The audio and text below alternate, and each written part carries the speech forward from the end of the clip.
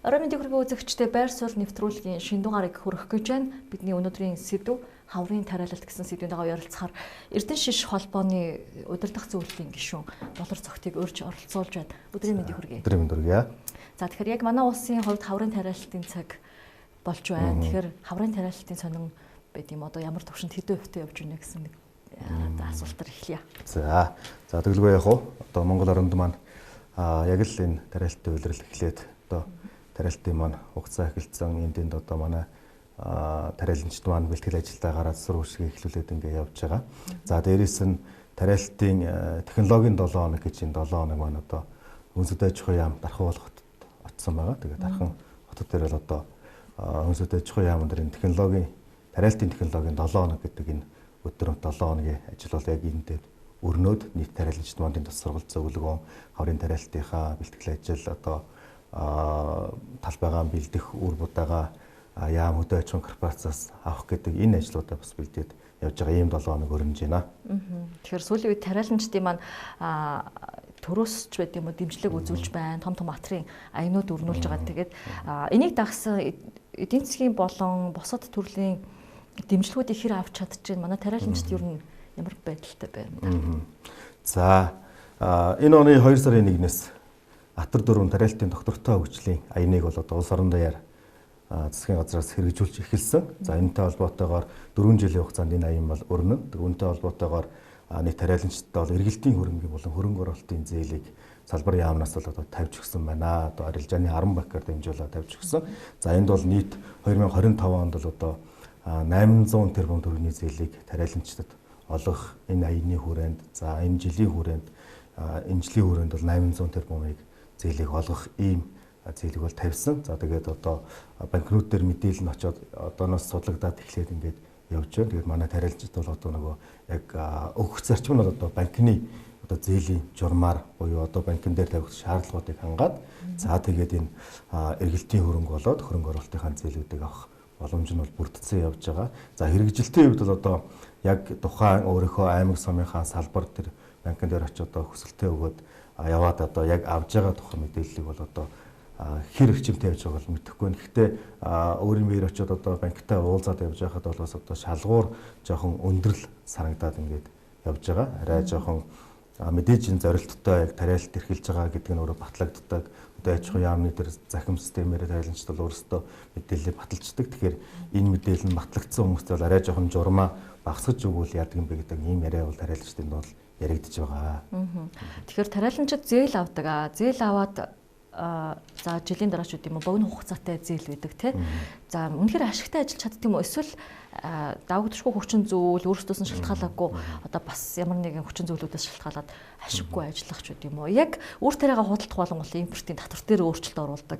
За ургац ногоогоо хурааж авах үед гадны ногоо жимсүүс дээр татваргүй болгочдөг ч үгүй юм уу? Бас нэг ийм төрлийн өрг яваад ах шиг л харагддаг шүү дээ. Тэгэхээр манай ногоочд яг зээл аваад тариал эрхлээд энээс ашиг олж чадчихна уу? Яг ямар байдалтай? За, ерөнхий яг янз бүрээр л байгаа. Одоо ямар нэг төрлийн тариалт тавьж байгаа. Тариалагч дотор бол одоо өрхийн тариалагчдаар хөлөмжийн тариалалт, за дээрээс нь хүнсийн ногооны тариалалт, улаан буудаа тариалалт, за малын дижээлийн тариалалт гэд энэ мэтчил ингээд олон салж байгаа. Тэгээд энэ салбар болгоны тариалт маань тусдаа өөрийн гэсэн одоо тэрэг техниктэй, өөрийн гэсэн арга ажиллагаатай, өөрийн гэсэн одоо ашиг орлоготой явдаг. За тэгэхээр энэ дундаас л одоо ашиг хэрхэн олж ийн үү гэхээр яг л түрүүнээс одоо үрээ хавар гэдэг хүн өдөө аж ахуйн корпорациар дамжуулж одоо 30% урьдчилгаа, зарим тохиолдолд 50% нь урьдчилгааг өгөөд зээлээр аваад намар нь буцаагаад одоо тариалтаа тариагаан борлуулад эсвэл нөө тухайн тариалсан хүнсийн ногоо юм уу малын дижил юм уу тэрийг борлуулсныхаа дараа энэ зээлээ өгдөг ийм богино хугацааны зээлүүд бол явдаг. За одоо бол манай энэ салбар маань илүү бас Атар дөрвөн аян. За тэгээд дээрээс нь манай салбарын яамны маань бодлого энэ шинэ засгийн газраа бас жоохон шинжлэгдээд илүү эрчимтэй хурдтай явж байна гэж бид бүхэн тариалж төхөн харж байгаа. Тэгэхээр үүнтэй холбоотойгоор одоо өмнө түрүүний таны хэлдэг шиг ийм эрсдэлд орох, за ямар нэгэн байдлаар засгийн газрын тогтворгүй шийдвэрүүдээс шалтгаалаад Улаанбуудаа тариалагчдаа маань гурилын үйлдвэрүүд маань хаагдаад Улаанбуудаа тариалагчдаа маань одоо зээлийн төлж чадахгүй байх ийм асуудлууд бол өнгөрсөн жилүүд бол өрнөжсэн бол одоо манай салбарын яам бол илүү бодлого нь тогтворжоод илүү шинэлэг урагштайгаар маш их хурдцтайгаар алхмаа хийгээд явж шин инновацуудыг, шин техник технологиудыг энэ аяныхаа хүрээнд оруулж ирээ. Энэ хөрсний илэгдлийг бид хүн хамгаалын органик бордоо хэрэгэлдэг болгоё гэд энэ алхмуудыг хийж байгаа нь өөрөө эргээл тариаланчтай харсан тариаланчтай илүү ашигтай байх энэ нүүдлийг л одоо бодлогын хэмжээнд хийж байна. Тэгэхээр энийг бид хүн нэгж тариаланч болгон хөрсөн дээрээ хэрэгжүүлэхийг хичээх залбар ямархаа бодлоготойгоо уялдаж явж байгаа юм бол одоо энэ ашиг орлого нь бол мэдээж нэмэгдэнэ л гэж харж байгаа.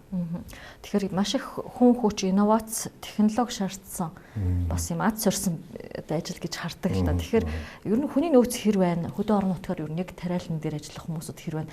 Техник тоногд хөрөмжүүдийн хувьд баггүй нэлээдгүй хэсэг нь хуучирсан тоногд хөрөмжүүд байдаг. Энийг дагсан бас сэлбэг нь олдохгүй ч байдаг юм уу те? Энэ асуудлаа та нар яаж давж шийдвэрлэж байна? За яг тэгэлгүй яг уу манай орны хувьд бол мэдээж уур амьсгалын эрс өөрчлөлттэй. За тэгээд дэлхийн дулаар л бас зуны хөлөөлөлд нэлээд нөлөөлж байгаа учраас бас ургац салдах гэдэг энэ асуудлууд бол бас гардаг. Тэгэхээр үүнтэй холбоотой үүнийг шийдвэрлэх хүн хүчний асуудал бас дээрээс нь байж идэг. За хүн хүч бол одоо өдөө орон нутгаар бол одоо яг тариалтын үечин бол хавар байна. Намар тариалт хураалтын үе гэдэг ингээд хоёр үе дээр бол бас жоохон докторгүй байдаг хүн хүчний асуудал их гарч ирдэг. Тэгээ энийг бол одоо бид хүн аль болох механикаар буюу хэрэг техникийн одоо хүчээр шийдэх гэдэг энэ асуудлууд руу ялчгүй орж эхэлж байна. За юу гэдгийг өөрөө удирдлагатай автомат шалгуулгын системтэй тракторууд одоо сүүлийн үед орж ирсэн байна.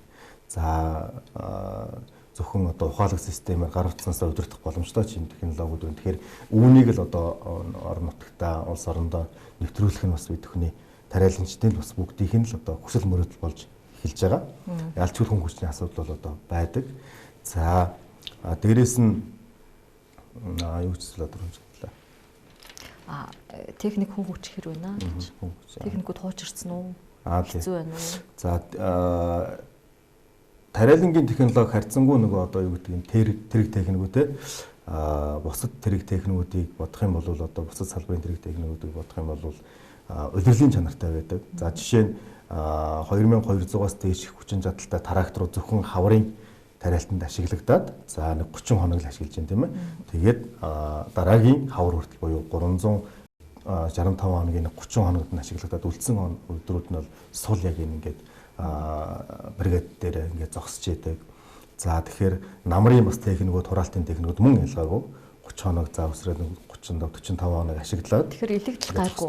Илэгдэл хорогдлын хувьд гайгүй. За илэгдэл хорогдлоос гарна нөгөө эрсдэс уур амьсгалтай гэдэг нь өөрөө энүүд нөлөөлөлд дулаан гаражтай бид бүгд тариалал дээр нь ч дулаан гаражтай байж чадахгүй зүгээр өөрийнхөө баригадын хашаанд гэсэн мөсгөл сумынхаа төвдөр гэрээхийн хашаанд авчираад ингээд тавьдаг.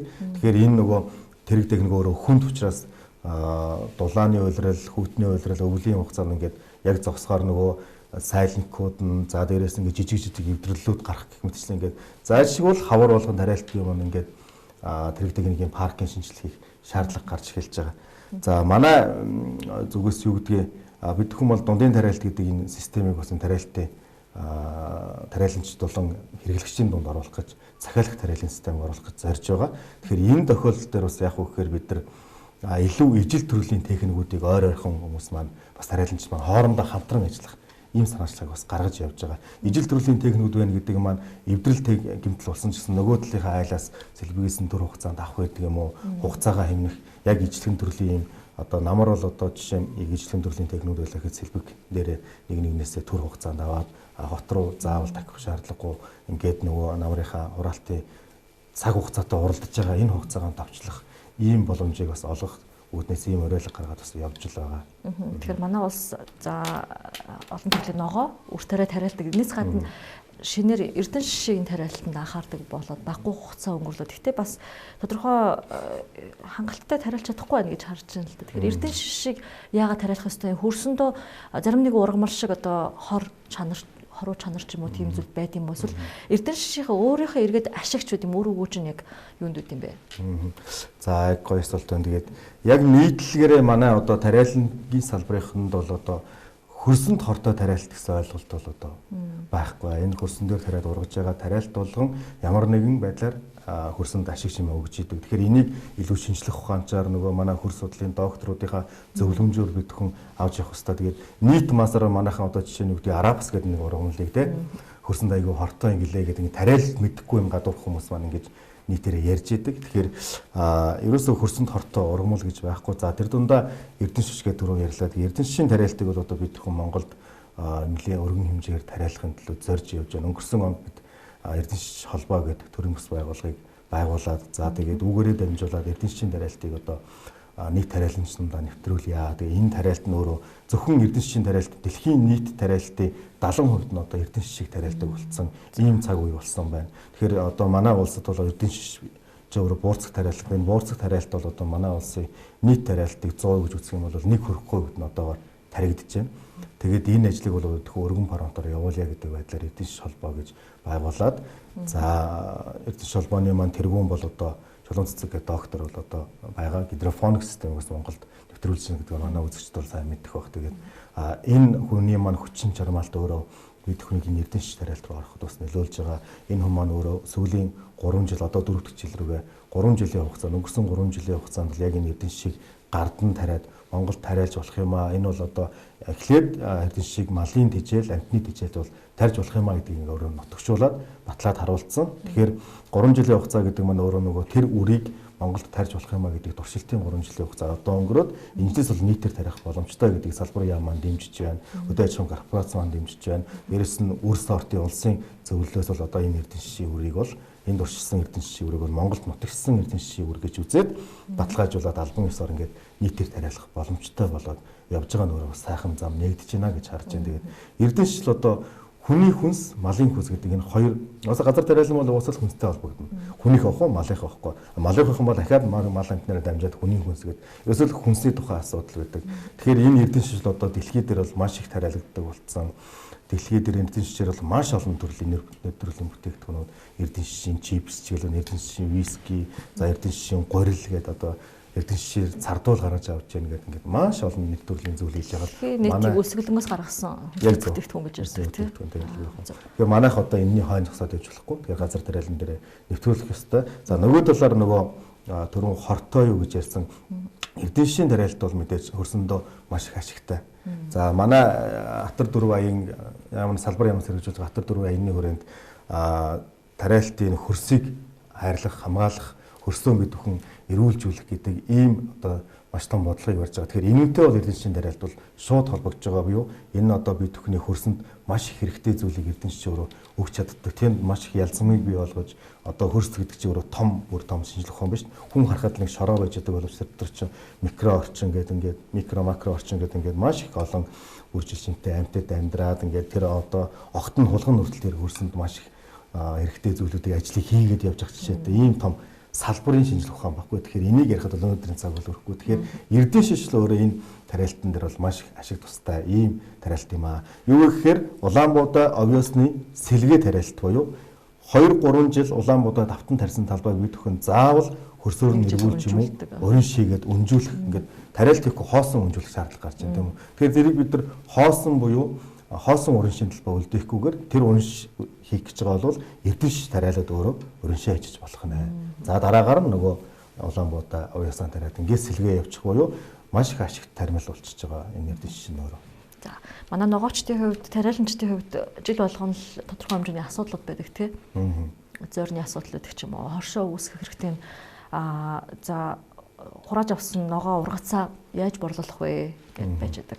Тэгэхээр ер нь яг одоогийн байдлаар 25 оны байдлаар ногоочдын маань асуудал шийдэгдэж гэнэ үү? Яг хэвээрээ байгаад байна уу? Хамгийн тулгамдсаны алдаа шийдэжсэн гэсэн асуудал яг юу вэ? За хүнсний ногоочдын миний өөрийнх нь одоо салбар болох зэрэг илүү нөгөө үр тариа Улаанбуудаа гэдэг энэ салбар руу одоо малын дижэл тариалт гэдэг энэ салбар руу орж байгаа учраас яг хүнсний ногоо одоо хүнсний ногооны тариаламжтын талаарх мэдээлэл бол хүмүүс байна. Гэхдээ хүнсний ногоо тариаламжт бол одоо мэдээж том одоо аян өрнөж байгаа нь өөрөө ерөнхийлөгчийн санаасарсан хүнсний хувьсгал хөдөлгөөн бол одоо энэ хүнсний ногоо тариаламжт руу яг цэвэр чиглэсэн ийм хөдөлгөөн сүүлийн жилүүд өрнөд ингээд явж байгаа нь бол энэ тариаламжт бол одоо мэдээж өргөж өгж байгаа л ингэж харж байна. Тэгээд энэ аяны хүрээнд энэ хөдөлгөөний хүрээнд бол олон үйлдвэрүүд бий болж манай хүнсний салбарын хүмүүсийн үйл ажиллагаанд өргөжин дэлгэрж байгааг л харж байна. За нөгөө талаар та дөрвөн ашиг орлогын тухай ярьлаа. Бид бүхэн Улаанбуудаа, овёс, малын дижэл, эрдэнэ шиш одоо хүнсний ногоо юу ч тарьсан бай. Илүү энэ донд бид нар захиалах тариаланг бий болгоё гэж ингэж зорж байгаа. Захиалах тариалан гэдэг маань өөрөө энэ салбарын хэрэглэгчид гэдэг юм уу, энэ салбарын үйлдвэр эрхлэгчид өөрсдөө энэ тариаланчдад захиалгаа өгөөд энэ угаасаа л нийгмийн хоёр тал хүмүүс нэг нь энэ бүтээгдэхүүнүүдийг хэрэглээд гурилан үйлдвэрлэж байна, зарим нь хүнсний бүтээгдэхүүнүүд үйлдвэрлэж байна гэдэг, зарим нь одоо юу гэдгийг малын тэжээл үйлдвэрлэж байна гэдэг ингээд явж байгаа тийм ээ. Тэгэхээр энэ хүмүүсийг бид нар үйлдвэрлэгч талтайгаа тариаланч тал одоо бэлтгэн одоо анхных нь түүх хийдийг бэлтэж байгаа энэ тал нь өөрөө хамтдаа уулзаад хавар нь асуудлаа яриад ямар тооны хэмжээний ямар шаардлага стандартыг хангасан одоо ийм таримл танд хэрэгтэй байна вэ гэдгийг тариаланч нартай манай үйлдвэрлэгч санал болгоод эннийх нь хүрээн дээр тариаланчд маань өөрсдөө тооцоолоод хуваарлаад ингээд тариалтай их юм бол улс орны систем өөрөө гоё эргээд за дээрээс нь хин ашигтай байх ийм л байдлыг орон нутгийн хөгжилд гэсэн хувь нэмрээ оруулна. Тийм. Үр ашигтай. Тэгэхээр за жил болгон нэгээс 2 удаа ийм маргаан гардаг. За импортын бараа бүтээгдэхүүний ижил төстэй бараа бүтээгдэхүүний татварыг тэглэлээч гэдэг юм ийм асуудал гарч ирдэг. Одоо энэ маргаан шийдэгдэж чадсан нь ер нь яг яаж ямар төвшөнд явж байна? За яг одоо бас жилийн өмнө л одоо Улаанбаатар тариалагч нарт маш том асуудал учирсан. Гурилын импортыг татварыг тэглэж за одоо манай хойдогчдоос маш их хэмжээний гурил орж ирэх боломжийг гаргаж өгсөн. Тэгээ энэ өөрөө зах зээл дээр гурилын үн өсөд байгаатай холбоотойгоор өрсөлдөөнийг жоохон бууруулах гэсэн манай засгийн газрын шийдвэр байж таарсан. Тэгээ энэ шийдвэрийг бол одоо сая өнгөрсөн нэгдүгээр сард бол одоо буцаагаад ийм байдалд нь оруулаад одоо Улаанбаатар тариаламжид маань эргээд энэ тариалалтаа сэргээх юм боломжтой яваад харагдчихэв. За дээрээс нь Евразийн эдийн засгийн энэ томоохон худалдааны гэрээ хийгдэх гэдэг ингээд үйл ажиллагаа явж исэн. Тэгээд энэ гэрээ хилцэрлүүд эдийн засгийн хөгжлийн яам дээр явж гин гэж ингэж харсан. Тэгээд энэ гэрээн дээр бас энэ тариаламжтай одоо сөхрүүлэх, тариаламжтай ашиг орлогыг бууруулах гэдэг юм ийм ижил нэр төрлийн бараа бүтээгдэхүүнийг импортын татварын тэглэх ийм худалдааны гэрээ битгийгээсэй гэж бүтгэн л харж байна. Техникийн байдлаар одоо гэрээ хилцэрлүүд явж байгаа. Гэхдээ яг ямар шатнд ямар засгийн газар шийдвэр гаргаж явж байгааг бид бүхэн бол хараахан мэдээлэлгүй л байж байна. Хэрвээ Евразийн яг энэ гэрээ ажил болоод үзэглэгдвэл одоо манай тариаламж нарт ямар эрсдэл учрах яг бидний юу хүлээж байгаа?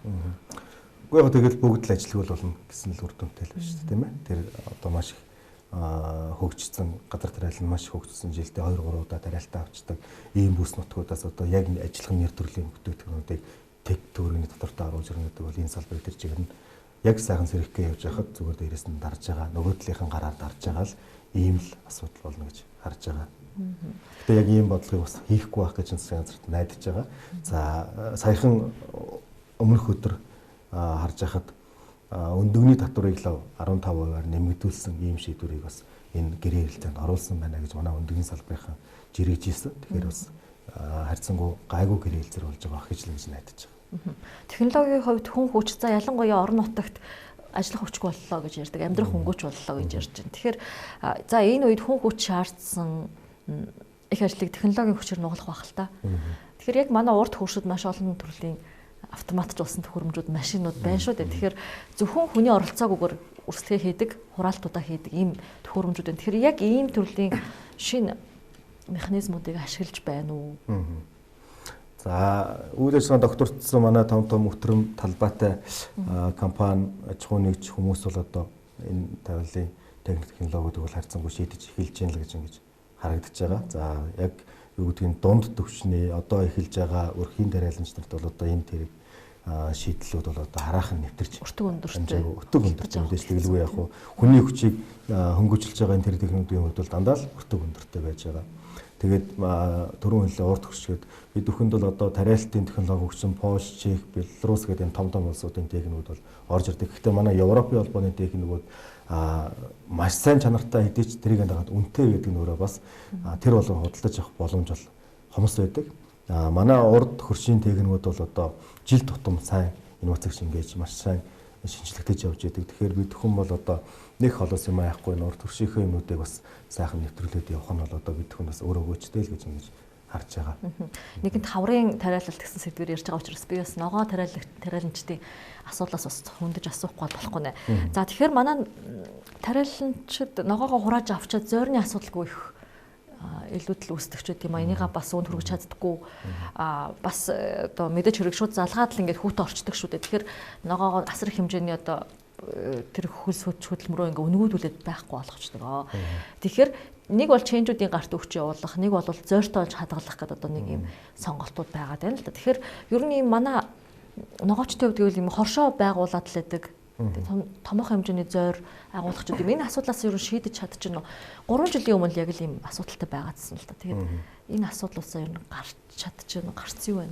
За яг ногоо тариаланчдын салбарыг би дөрөв л хэлсэн. Нөгөө яг энэ ногооны тариалалтын салбарын хүмүүс учраас. Гэхдээ яг ажиглаж байхад манай сайн дуршлагууд бас энэ тэнд гарч ил авах шиг манай ногоо музей ногоо тариалдаг. За тэрс маань Төв аймгийн сумдуудад, за Сэлэнгийн аймгийн сумдуудад байгаа энэ хүмүүс маань хоорондоо нийлж хорчиж дундаа зойр хийх тэрэг техникийн хоорондоо шеэрлэх гэдэг юм уу энэ системд бол нэвтэрж байгаа гэж ингэж харагдаж байгаа.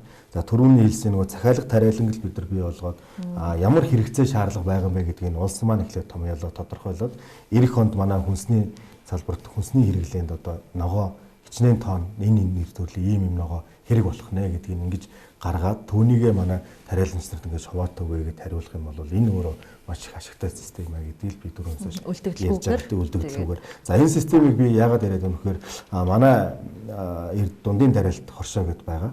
Дундын тариалт хоршоо маань энэ малын тэжээлийн салбарт энэ системийг бол одоо өнгөрсөн 2 жилийн хугацаанд амжилттай нэвтрүүлээд яг болох юм байна гэдгийг харуулад энэ систем маань явж байгаа. Энэ юу гэхээр бид нар 2023 онд бол одоо 30 малчин өрхтэй захиалгын аваад эхэлж исэн бол өнгөрсөн 2024 оны хавар гэдэггүй яг өдийгөөс эхлүүлээд малын ногоон дэжээлийн захиалгын малчтаас авч эхэлсэн. За авч эхэлснийхээ үндсэн дээрээс бид төхөн ийм га талбай тарих боломжтой байна гэдгээ тодорхойлж тэр га талбайтай тариалтай хийгээд намар манай захиалга өгсөн гишүүд маань захиалгын дагуу тэжээлээ аваад яваад бид төхөн бол өнгөрсөн онд нэг 500 гаруй га талбайд ногоон дэжээл тариалсан. Одоо бид төхөнд зарах нэгч бодол ногоон дэжээл одоо байхгүй байна. Гэтэл бусад одоо энэ ногоон дэжээл, малын дэжээл тариалсан хүмүүсийн маань одоо тариалт маш их хүнд байдалд орсон. Тариаламж талдаа. Энэ жил нөгөө нийт орон нутгаар өвлжөө сайхан үнэтэй өвлөсөн болох малын дэжээлийн шаардлагагүйгээр малчид маань онд орцсон учраас нөгөө тариаламж талын хүмүүс нь одоо жоохон борлуулах асуудалтай болоод одоо тэр тэдэргүү дараагийн тариалт болох гэж байна гэдэг ингээд өөр одоо ингээ өнжөөндөө гэсэн байдалтай маш их асуудлууд үүссэн ингээд байж байна. Тэгэхээр манай энэ нөгөө захиалгын систем маань сайн юмаа гэдгийг ингээд манайх өөрийнхөө туршлагаар харуулсан учраас энэ захиалга тариалангийн систем заавал малын дэжлэхгүй бүхэл энэ тариалтын системд оруулах юм байна гэж ингэж зорж байгаа. Манай улс илүү хуурай бүс нутагтай. Энэ бас их онцлог. Тэгэхээр усчлалтын асуудал яаж шийдэж байна? За услгааны асуудлыг бол одоо өстой нөгөө дээд тэнгэртэй даатгах гэдэг шиг манай тариалагчд бол ихэвчлэн одоо том талбайгаар Улаанбаатар, Уяас, малын дэжээл тарьж байгаа энэ талбайнууд бол одоо услгааны асуудал бол байхгүй. Байрлалаа.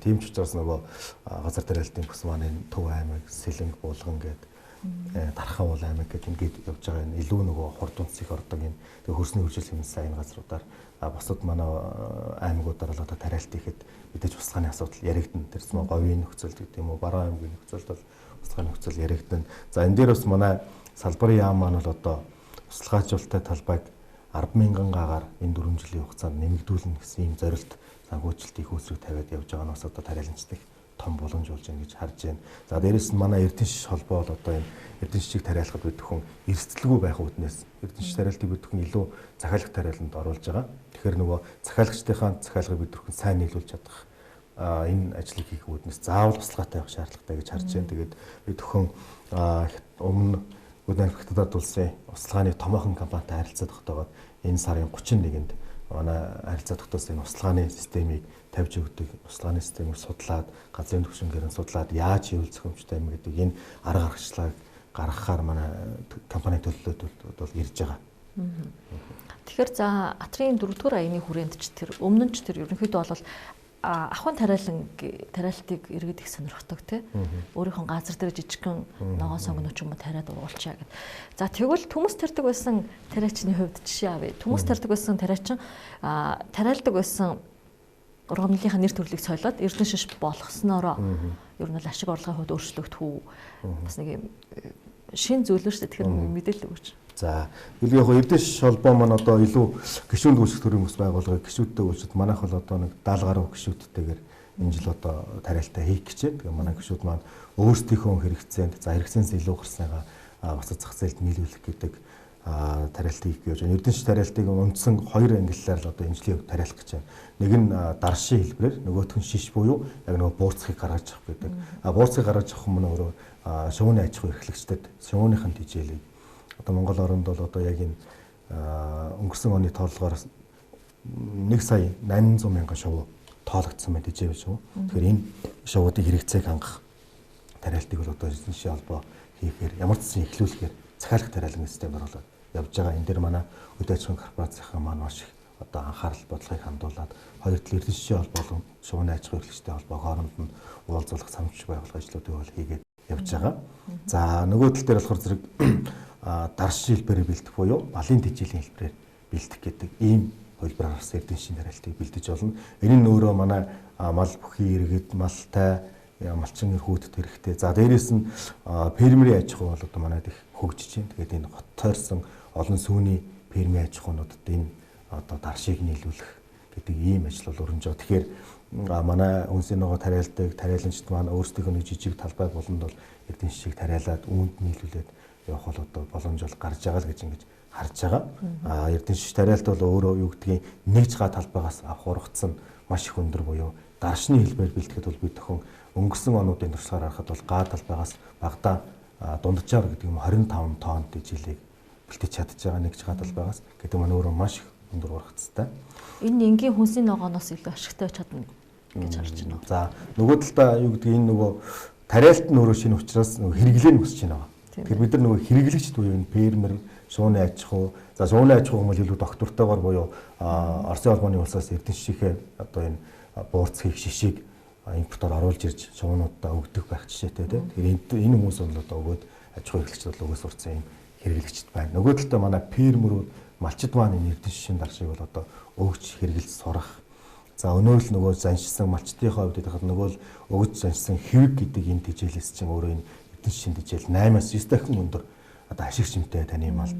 Энэ яг өвлийн ийм эрсдэс уур амьсгалтай манай орны хувьд бол маш их малд тохирох тэжээл байгаа. Эрдэнэчийн даршийг идсэн мал өөрөө даарахгүй, жинтэхгүй, тарга твээрээ алдахгүй, онд орох ийм одоо боломжийг олгодог ийм маш их ашигтай тэжээл. Юу гэдэг манай малчид бол одоо мал нь үхэхгүйгээр нэг дүүчин дайжаа явж байгаад ондорхыг өөрөө 100% амжилт гэж хараад байгаа. Гэтэл цаадалтаа бид нар илүү тарга твэрхтэйгээрээ намрынхаа тарга твэрийг хадгалаад онд орох асуудлыг одоо бид хүмүүс энэ эрдэнэчийн даршаа дамжуулж авах боломжтой гэж харж байгаа. Тэгснээрээ 2, 3, 4, 5, 6 саруудад одоо шинэ нойтон махыг нөгөө талдаа нөгөө хүнсний хэрэглээнд Улаанбаатар хотын хүмүүсийн хэрэглээнд нийлүүлэх юм боломж нь бас нэгдэн буюу бид хүн нөөцийн мах гэдэг одоо Улаанбаатарын иргэд маань заавал энэ хөлдөөсөн намраас хавар хүртэл хөлдөөсөн мах хэрэглэх шаардлагагүйгээр чинь нойтон махыг үүгээр дамжуулж хэрэглэх гэдэг. Ингээд цаашаага энэ эрдэнэчийн тариалт маань хүний одоо хүнстэй шууд холбогдох ийм боломжтой юм тариалт байна. Тэгэхээр манай улс за нарийн ногоонуудыг бас тодорхой хэмжээнд асууя. Тэгэхээр нарийн ногоо 4 улирлын хүлэмж гэдэг тийм мэдээж хэрэг ихэнх хугацаанд хүүтэн байдаг манай улсын хувьд. Тэгэхээр 4 улирлын хүлэмжийг ахуйн зориулалтаар ч гэдэг юм уу бизнесийн зориулалтаар ашиглах нэвтрүүлэх юм шаардлага үүсчихжээ. Тэгэхээр манай улсын хувьд гэвэл 4 улирлын хүлэмжийн ажил ямар төвшөнд явж байгааг бас нэг үе бодвол нэлээд хүмүүс сэргэжүүлдэг болчиход байна л да. Тэгэхээр энэ тал дээр мэдээлэл үргэлжлүүлэх мэдээлэл юу вэ? За яг нөгөө тоо мэдээлэл юу гэдгийг салбарын л нөгөө арилт хэлэх нэг салбарын яг энэ салбарын хвч болохоор гэхдээ хүнсний нэг л тариалтын салбар болохоор энэ хүлэмжийн аж ахуй тэрднэ 4 улирлын хүлэмжийг бол одоо манай улсад маш нэлээ нэг юм бол доктортой хэрэгэлдэг. За энэ хүлэмжний ногоонуудыг манай одоо энэ E-mart-ийн салбар аль нэг салбар дэлгүүрөөр ороход л шинэхэн ийм навч тий юуцаа бууцаа гэдэг энэ ногоон ургамлуудыг тариалах болов тариалдаг ийм ургамлуудыг л одоо шууд шинээр нь зарж जैन тий хэрэглэгчдийн гар дээр энийг бол илүү нөгөө 4 улирлын болоод гидропоникийн тариалтаар хослуулсан ийм үлэмжүүдээр тариалаад ингээд хэрэглэгчдийн гар дээр бий болгож जैन. За манай жижиг дунд үйлдвэрлэлийн жижиг дунд үйлдвэрлэлийн зээлүүд маань бас энэ 4 улирлын хүлэмж рүү илүү бас энэ аймагуд руу анхаарч байна. За яамны бодлого өөрөө энэ төвийн бүстэй буюу төв, булган, сэлэнг, дархан гэдэг энэ төвийн бүсийн тариалтынхаа бүстэй анхаарж байгаа бол бусад нөгөө яамны салбар байгууллагууд бол одоо бусад аймагуудынхаа энэ тариаланчид бол одоо жижиг хүрхийн аж ахуй эрхлэгч тариаланчид бол энэ салбарынхаа юмнуудыг тавиад явж байгаа. Энэ зээлийг бол жижиг дунд үйлдвэрлэлийн зээл бол бүх аймагуудаар сая зарлагдаад одоо 4 сарын 12-нд хаах гэж байна. Энэ зээл дээр бол харж байхад дандаа зээлийн материал дээр нь төслийн материал дээр нь дөрөв үйлдвэрлэлийн хөлөмж гэдэг энэ зүйлийг тавьж байгаа нь өөрөө энэ салбарыг бол одоо хөгжиж байгаа гэж харуулж байгаа.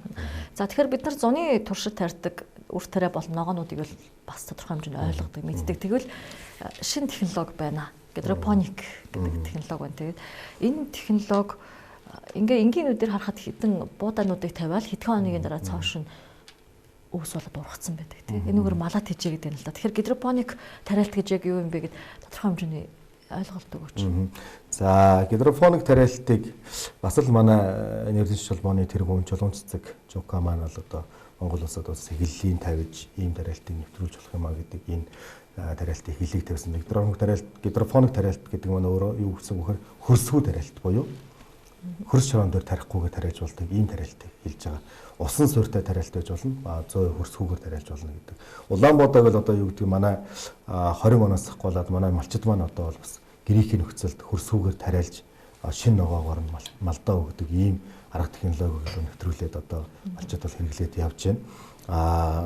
Хөрсгүү тариалтын гидропоникийг бас хөлөмжийн аж ахуйнуудаар хэрэглүүлээд манай E-Mart-ын салбар дэлгүүрүүд бол яг энэ хөрсгүү тариалтын хүнсний ногоонуудыг шин тутамд нь гаргаад өдөр болгон шин ногоонуудыг одоо хэрэглэгчдийн гар дээр Улаанбаатар хотын хэрэглэгчдийн гар дээр бол тавьж чадж байгаа. Тэгээ энэнийг бол одоо бас орон нутгуудаар нэвтрүүлэх нь зүйтэй маа гэж ингэж л харж байгаа. Ахуй хэмжээнд ч гэсэн тагтан дээрээ ширээн дээр ч гэдэг юм нэг юм жижигэн зайчлаад салаад навч гэдэг юм нарийн ногоонуудыг огт хөрс шороогүйгээр тариаддаг бас энэ шинэ технологи бахан тий. За тэгэхээр энийг заавал бас сонирхож үзээрэй гэж хэлмээр байна. Түрүү хэллээ Эрдэнэ шишийг зөвхөн мал амтны тижэл болгож түлхүү ашиглаж байна гэж ярьсан. Тэгвэл хүний хүнсэнд одоо яаж хэрэгэлт юм бэ? Манай Монгол улсад тэр болго Эрдэнэ шиш хэрэглээд байдаггүй. Тэгээ шин соёл гэж харж болно л доо. Тэгэхээр Эрдэнэ шишийг бас хувиргасан байдлаар хүнсэнд хэрэглэж байгаа гадны улсуудын одоо жишээ байдаг. Тэгэхээр манай улсад яаж хүрсэн дээр буулгаж хэрэглэх гэж байна. За тэгэлгүй яг одоо энгийнээр одоо тариалт нь өөрөө малын амтны тижэл рүү орчиж байгаа. Энгийн тариалтын нөхцөлтэй. За хүнсний тариалт дээр зарж тарих нь өөрөө үр нь бас нэг өөр сонголттой. Тариалтын технологи нь бас арай өөр. За тэрнийх нь болцсон манай энэ уур амьсгалд нийцэж намрыг болцсон гүйцэд болох уу гэдэг энэ асуудлууд байгаа. За өнгөрсөн жилийн хугацаанд 10 га талбайд туршиж үзээд яг хүний хүнсний чиглэлээр хин эдийн шин туршиж үзээд sweet corn гэж ярьдаг тийм. Энэ sweet corn-ыг болоод туршиж үзээд болох юм байна гэдэг туршилтыг бол гаргасан. Тэгээ энэ оноос одоо энэ туршилтаа бүр өргөжүүлээд дахиад илүү тариалах. За тэгээд Эрдэнэ шишээр тариалаад бид нар хүний хүнсний хэрэгцээнд тариалж чадах юм бол маш их том одоо хүнсний хувьсал бас болно гэж харж байгаа. Энэ дотооддоо хийх. Одоо өдөр тутамдаа л манай хүүхэд залуучууд одоо бид бүхэн ч гэсэн кино театрт ороход попкорн иддэг. Попкорны үндсэн үгээд бол өөрөө Эрдэнэ шиш. Тэгэхээр энэ кино театруудаар дамжуулаад бид бүхэн Эрдэнэ шиш тариалтыг амжилттай болгоод хүнсний Эрдэнэ шиш тариалтыг хийж чадах юм бол маш их том зах зээл байна гэж харагдаж байна. Магадгүй нэг 9 цаг өнгөрөөд орой 21 цаг өнгөрөөгөөд ороход зарим кино театрын попкорн дууссан байж байдаг. Ингээд орж байгаа кино үзэж байгаа хүн болгон тэр попкорныг авч яах гэдэг хамгийн наацхан энгийн хэрэглэн дээр харагдаж байна. За тэгээд Эрдэнэ шишийн өөрөө Эрдэнэ шишээр дамжуулаад хийх хүний хүнсэн дээр бол маш их олон нэр төрлийн хүнс үүдэг. Кока-коланы өөрөөхөө суурь хүнсэн бүтээгдэхүүн өөрөө Эрдэнэ шиш байж идэг гэх мэтчлэн ингээд энэ Эрдэнэ шишийг бид хүн Монгол оронд хүний хэрэгцээгээр тариалт хийж чадах юм бол маш их том зах зээл бий болж маш олон үйлдвэрүүд дагаад бий болж үйлчлэгнүүд бий болж маш их олон тооны ажлын байр бий болно гэж ингэж зорж харж явж байгаа. Тэгэхээр хатрын 4-р аяныг бид нар бас мэдж байгаа. Тэгэхээр яг өр өгөж өгч чадчихэв нөө энэ жилийн хувьд ч гэдэм үү хичнээн төгрөгийн төсөв байршуулж байна. Тэгээд бас энэ салбарыг хөгжүүлэхдээ зэрэгцээд ямар ажлууд нь явагдаж байгаа юм бол бас үзэгчдэд мэдээлэл өгч. За хатрын 4-р аян сая 2 сарын 1-нд эхэлсэн. Одоо сар гаруй болж байна.